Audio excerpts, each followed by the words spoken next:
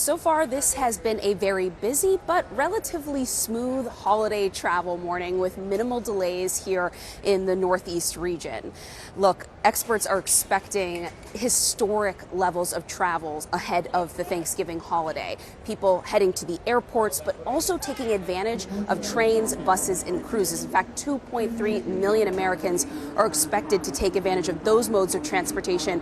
And a lot of that is fueled by people, of course, trying to avoid long lines at the airports or terrible traffic by car, but also by the desire to just seek out new experiences, whether that be interesting cruises with their families or long and scenic train rides all the way up to Canada, for example.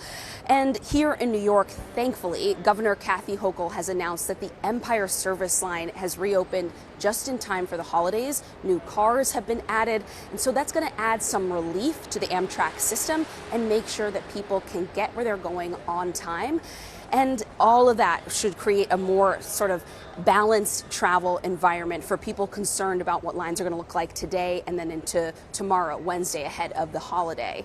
The other thing to note, if you're someone who's planning to hit the skies, the roads sometime soon, is to just try to plan around what experts say will be best. So if you are planning to drive, that means leaving in the very early morning or late at night, say after 7 or 8 p.m. to avoid the worst traffic buildups.